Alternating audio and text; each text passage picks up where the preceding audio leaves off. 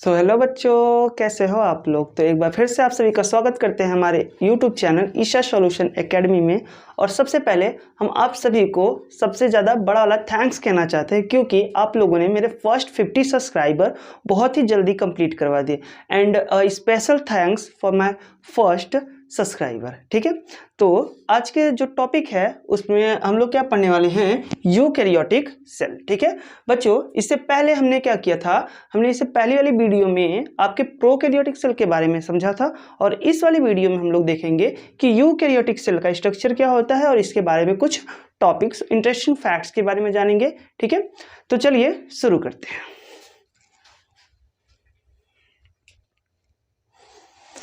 बच्चों, ये कुछ स्ट्रक्चर है जो कि आपका क्या है, यूकैरियोटिक सेल के बारे में। वैसे यूकैरियोटिक के बारे में हमने आपको बताया था कि यूकैरियोटिक सेल क्या होते हैं, ठीक है, या यूकैरियोटिक सेल क्या होता है। ठीक, तो जैसा कि इसमें हमने आपको पहले एक बार एक्सप्लेन किया था कि यू मीन्स होता है ट्रू। यू मीन्स क्या होता है, ट्रू। ठीक है, कैरियोटिक, ठीक है, कैरियन जिसको हम लोग क्या कह रहे थे, न्यूक्लियस। क्या कह रहे थे बच्चों, न्यूक्लियस। ठीक है,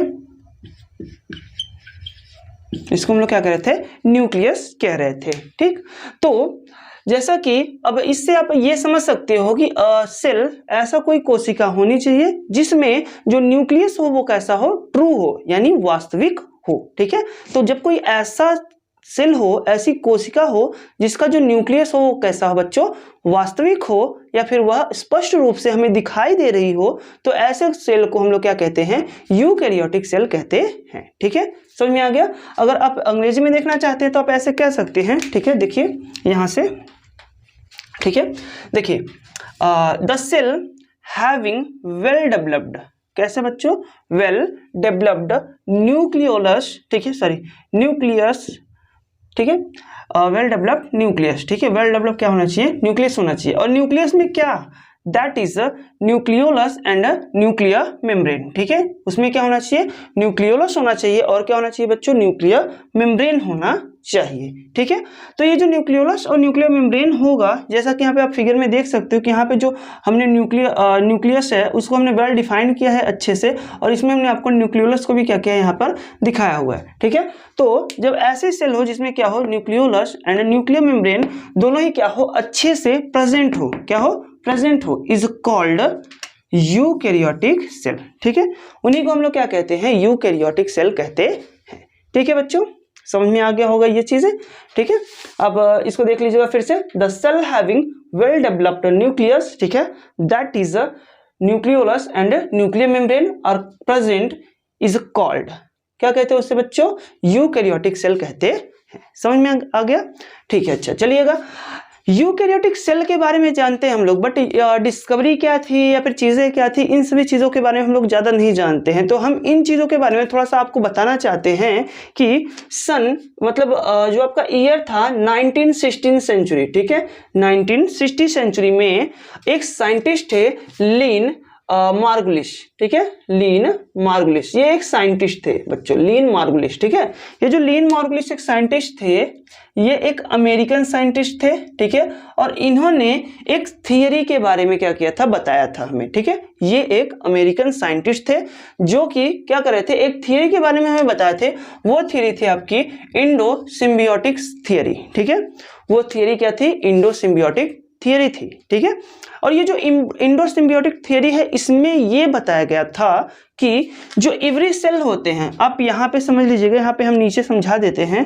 ठीक है, कुछ इस सेल के थ्रू ये बताया गया, मतलब इस थियरी में ये बताया गया कि पहले ऐसे दो सेल थे। ठीक है बच्चों, क्या थे, ऐसे दो सेल थे। ठीक, और जो एक सेल था वो दूसरे सेल को ईट कर जाता था, इनगल्फ कर जाता था, क्या करता था, उसको खा लेता था। ठीक है, तो कुछ इस तरह के स्ट्रक्चर बनते थे। ठीक है, ऐसे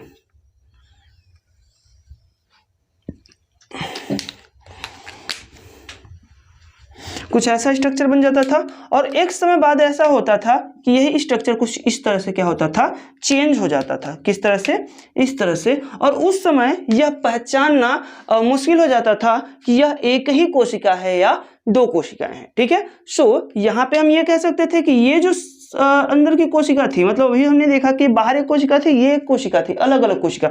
और जब ये बड़ी वाली कोशिका ने क्या किया, छोटी वाली कोशिका को इनगल्फ कर लिया, खा लिया, तो ये कोशिका क्या हो गई, उसके अंदर आ गई। ठीक है, और ये जो अंदर की कोशिका था, इस समय इनको पहचानना मुश्किल हो जाता था, मतलब आप इनको अच्छे से डिटरमाइन नहीं कर सकते थे, बता नहीं सकते थे कि ये चीजें हैं क्या। ठीक है, तो हमने इसको क्या कह दिया, न्यूक्लियस, और इनको क्या कह दिया, सेल।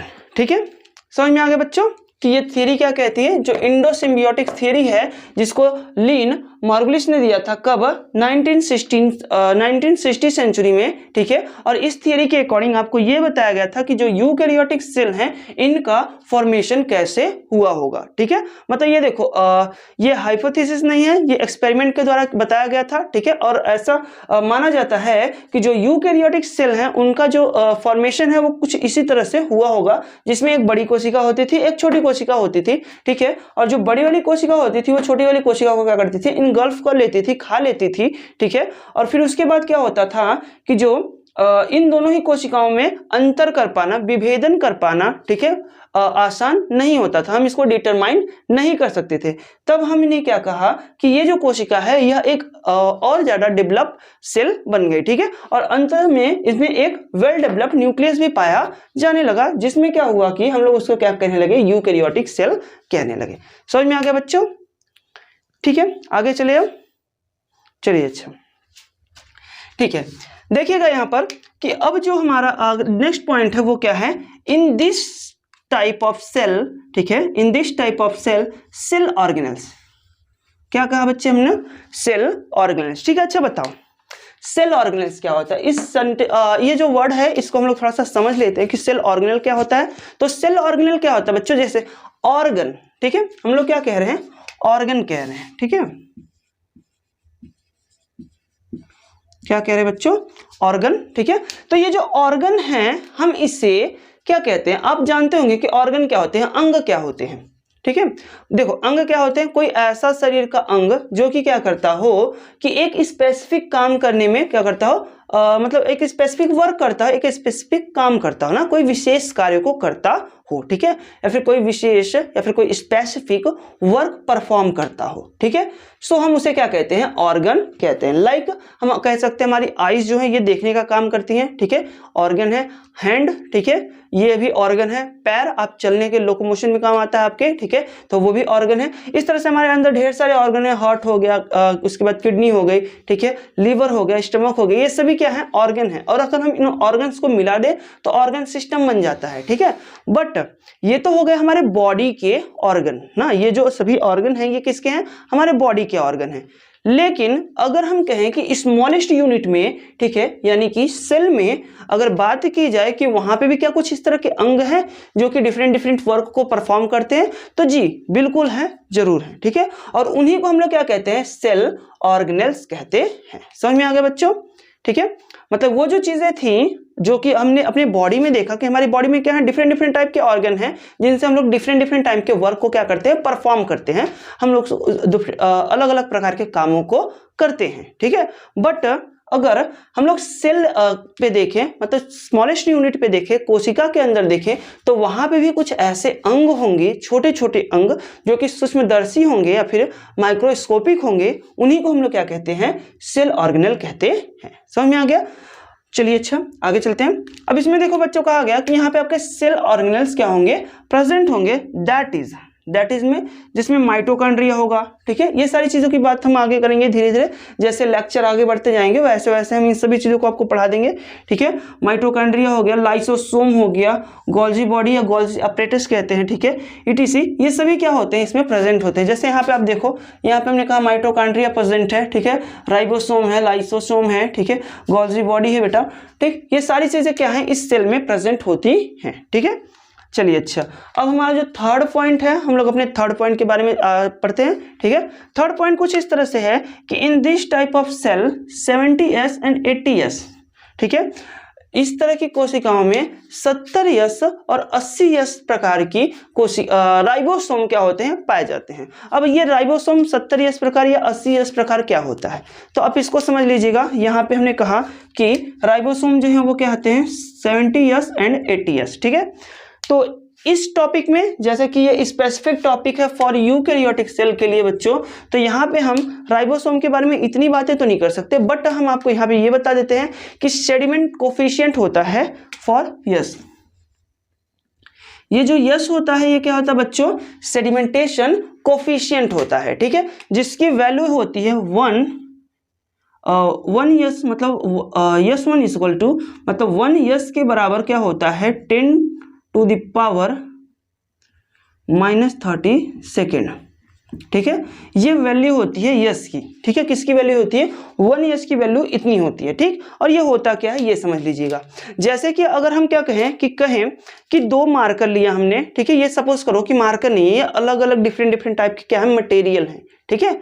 और इन मटेरियल्स को हम लोग क्या करें, एक ऐसा पानी ले स्टेबल वाटर जो कि हिलता डुलता ना हो, और उसमें क्या करें इन दोनों मार्कर को साथ में छोड़े, ठीक है। और मार्कर नहीं, जो अलग अलग मटेरियल हैं इन दोनों मटेरियल को हम लोग क्या करें उसमें डाल दें, अलग अलग पदार्थों को साथ में ऐसे डाल दें, तो हम देखते हैं कि कौन सा पदार्थ सबसे पहले पेंदी में बैठ जाएगा, ठीक है। क्या देखेंगे कि कौन सा पदार्थ सबसे पहले पेंदी में, मतलब बॉटम में क्या होगा, सेटल हो जाएगा। ये क्या होता है, जितना टाइम लगेगा, जिसका जितना ज्यादा टाइम लगेगा या जिसका जितना कम टाइम लगेगा, वो कहलाता है आपका क्या, औसादर गुणांक, ठीक है। या फिर हम उसी को क्या कहते हैं, आपका सेडिमेंटेशन कोफिशिएंट कहते हैं, ठीक है।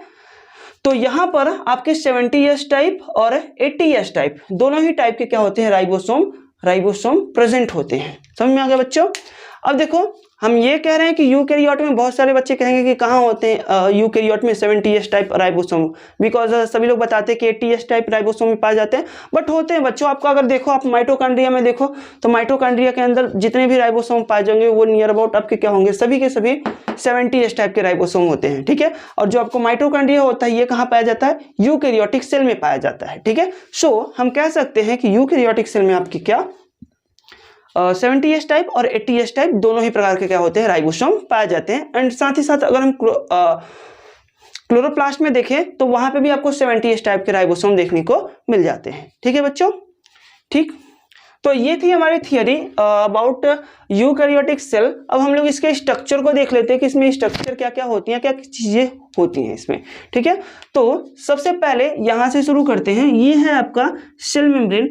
वैसे बच्चे हम आपको ये क्लियर कर दें, ठीक है, कि ये स्पेसिफिक हम किसी प्लांट सेल की या फिर किसी एनिमल सेल का स्ट्रक्चर नहीं बनाए हैं, ये आपका plant cell and animal cell का मिक्सचर होता है। बिकॉज आप लोग जानते होंगे कि जो प्लांट सेल होता है उसमें जो वैक्यूल होता है वो बीच में होता है और बड़ा सा होता है, ठीक है, और जो न्यूक्लियस होता है वो पेरीफेरी पे होता है। बट एनिमल सेल में क्या होता है, जो न्यूक्लियस होता है वो सेंटर में आ जाता है, और जो वैक्यूल्स होते हैं वो छोटे छोटे पार्ट्स में, बहुत सारे वैक्यूल इसमें देखने को मिलेंगे एनिमल सेल में। बट हमने यहाँ पे ये मिक्सचर बनाया हुआ आपके प्लांट सेल और एनिमल सेल का, ठीक है।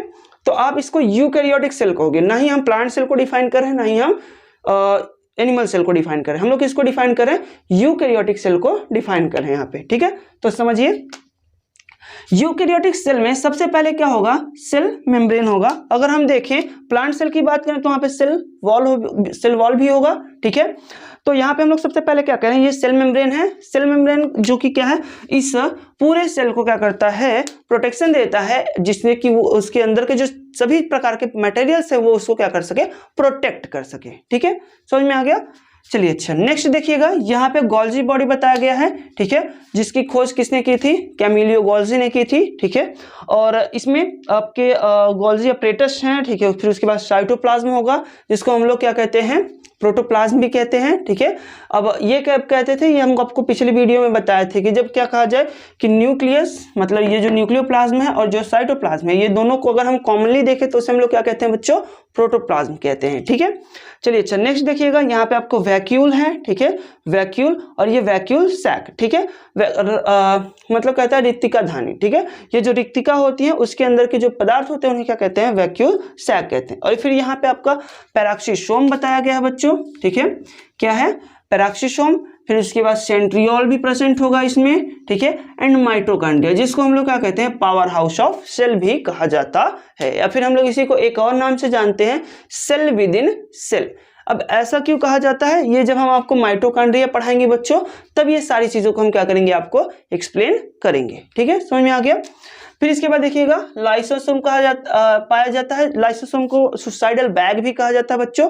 सुसाइडल बैग इसलिए बिकॉज देखो अब ये सेल है, ठीक है, ये पूरा सेल है। सपोज करो कि ये वाला जो माइटोकॉन्ड्रिया है ये क्या हो गया, डेड कर गया, ठीक है, मर गया। तो अब ये जो माइटोकॉन्ड्रिया है क्या ये इसी सेल में रह करके इसी तरह से सड़ेगा?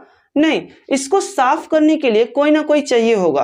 तो जो ये लाइसोसोम है इसमें एक हाइड्रोलाइटिक एंजाइम होता है, ठीक है, जो कि क्या करेगा, आकर के इस माइटोकॉन्ड्रिया पे वो क्या करेगा, उसको स्प्रे कर देगा, जिसके कारण ये जो आपका माइटोकॉन्ड्रिया है ये माइटोकॉन्ड्रिया क्या हो जाएगा, पूरी तरह से डाइजेस्ट हो जाता है। सो इसको हम लोग क्या कहते हैं, सुसाइडल बैग भी कहते हैं। और कभी कभी क्या होता है, अचानक से चोट लग जाए, मतलब अचानक से अगर इसी को किसी तरह से एक्सटर्नल इंजरी हो जाए सेल पर, तो ये जो जितने भी लाइसोसोम हैं इसमें आप यहाँ पे देख सकते हो ब्लू कलर वाले जितने भी लाइसोसोम हैं, ये सभी लाइसोसोम एकाएक क्या होते हैं, फट जाते हैं, जिससे रीजन क्या होता है इसका कि फिर इसके बाद जो रिजल्ट होगा वो पूरा सेल ही क्या होगा कि डाइजेस्ट हो जाएगा, ठीक है, मतलब पूरा सेल ही मर जाएगा। सो इसलिए हम लोग कहते हैं क्या इसे कि ये क्या है, सेल की सुसाइडल बैग है। सेल की सुसाइडल बैग है बच्चों।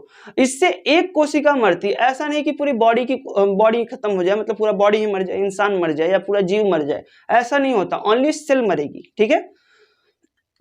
सॉरी।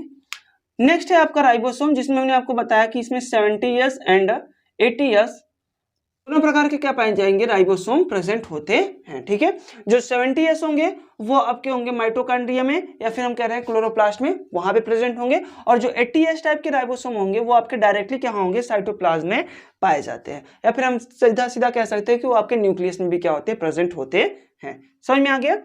फिर इसके बाद देखिएगा यहाँ पर इंडोप्लाज्मिक रेटिकुलम की बात की जा रही है, यहाँ पर बच्चों किसका, इंडोप्लाज्मिक रेटिकुलम। अब इंडोप्लाज्मिक रेटिकुलम जो है ये कितने प्रकार का होता है, आपका 2 प्रकार का होता है, वैसे होता तो 3 प्रकार का है, ठीक है, जिसमें एक होता है आपका ट्रांसलेशनल इंडोप्लाज्मिक रेटिकुलम, बट वो आपको बताया नहीं जाता, बट समझ लीजिए यहाँ पर, ठीक है।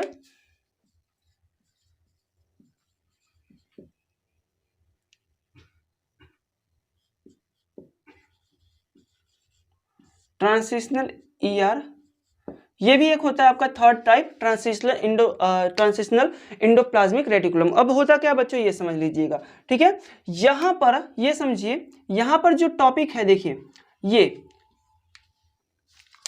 2 टाइप के हैं आपके क्या, इंडोप्लाज्मिक रेटिकुलम, ठीक है। एक है आपका रफ इंडोप्लाज्मिक रेटिकुलम और दूसरा है आपका स्मूथ इंडोप्लाज्मिक रेटिकुलम बच्चों, ठीक है। तो जो रफ इंडोप्लाज्मिक रेटिकुलम है इसको हम लोग कहते हैं खुरदुरी अंतःप्रद्रव्ययी जालिका, ठीक है, या फिर जो स्मूथ वाला है इसको हम लोग क्या कहते हैं, चिकनी अंतःप्रद्रव्ययी जालिका। अब इसको कहते क्यों है ये समझ लीजिएगा, क्योंकि यहां पर देखो ये जो आपको डॉट डॉट रेड रेड दिखाई पड़ रहे हैं ये क्या है, ये राइबोसोम्स हैं, क्या है, राइबोसोम। तो जो इंडोप्लाज्मिक रेटिकुलम पर राइबोसोम अटैच्ड होते हैं उनको हम लोग क्या कहते हैं, रफ इंडोप्लाज्मिक रेटिकुलम, ठीक है। एंड ऐसा इंडोप्लाज्मिक रेटिकुलम जिसपे राइबोसोम नहीं प्रेजेंट होते वो क्या होते हैं, स्मूथ इंडोप्लाज्मिक रेटिकुलम होते हैं। वो क्या होते हैं बच्चों, स्मूथ इंडोप्लाज्मिक रेटिकुलम, ठीक है। तो अब तीसरा क्वेश्चन आप ये पूछोगे कि सर बताइए फिर ट्रांसलेशनल क्या होता है, आपने ये नया नाम बता दिया, ठीक है। तो नया नाम नहीं है बच्चों, ये होता है, बट देखो होता क्या है कि यहां पर ट्रांसलेशनल इंडोप्लाज्मिक रेटिकुलम उसे कहते हैं ऐसे इंडोप्लाज्मिक रेटिकुलम जो कि नेचर में कैसे हो, आपके रफ इंडोप्लाज्मिक रेटिकुलम के जैसे हो, ठीक है, उनका नेचर कैसा हो, रफ इंडोप्लाज्मिक रेटिकुलम का हो, बट उसके ऊपर हम कह रहे हैं क्या कि मतलब ना जो राइबोसोम है वो क्या होते हैं, अब्सेंट होते हैं, ठीक है। ये हमेशा के लिए नहीं होता, परमानेंटली नहीं होता, टेम्परेरी होता है, ठीक है। मतलब कुछ समय के लिए उस पर राइबोसोम अटैच होंगे, फिर राइबोसोम हट जाएंगे, फिर अटैच होंगे, फिर हट जाएंगे, फिर अटैच होंगे, फिर हट जाएंगे, ये प्रोसेस होता रहता है, ठीक है। ट्रांजिशनल कह रहे हैं इसलिए उसको कि वो आते हैं ट्रांसफर हो जाते हैं, आते हैं ट्रांसफर हो जाते हैं, ठीक है। तो ऐसे इंडोप्लाज्मिक रेटिकुलम जो कि नेचर में कैसे हो, रफ इंडोप्लाज्मिक रेटिकुलम जैसे हो, बट उनके ऊपर जो राइबोसोम होते हैं वो क्या होते हैं, अब्सेंट होते हैं, उन्हें हम लोग क्या कहते हैं, ट्रांसलेशनल इंडोप्लाज्मिक रेटिकुलम कहते हैं। समझ में आ गया बच्चों, ठीक। चलिए अच्छा, ये आपके 3 प्रकार के क्या है, इंडोप्लाज्मिक रेटिकुलम, ठीक। फिर इसके बाद हम लोग बात करें यहाँ पे डीएनए का, ठीक है, जो हमारा जेनेटिक मटेरियल है, यहाँ पे डीएनए एंड आरएनए दोनों प्रेजेंट होते हैं, ठीक।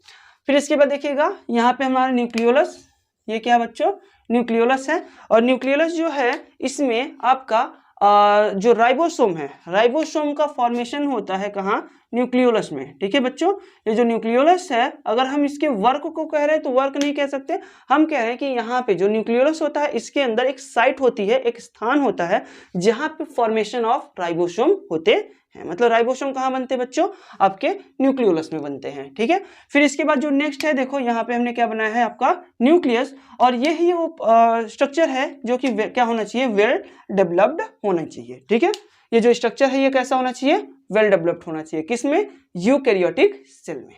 समझ में आ गया बच्चों ये सारी चीजें। तो ये आपकी पूरी थी क्या, यूकैरियोटिक सेल का स्ट्रक्चर एंड कुछ थियरी उसके बारे में। ठीक है, सो अगर आप सभी लोगों ने इस चीजों को समझ लिया है, ठीक है, तो आप अगर आप इसको लिखना चाहते हो तो आप हम हट जाते हैं साइड में थोड़ा सा, आप लोग इसको स्क्रीनशॉट ले लीजिएगा, अपना नोट्स बनाते चलिए अगर आपने नोट्स नहीं बनाया है तो। ठीक है, और देख लीजिए इसको।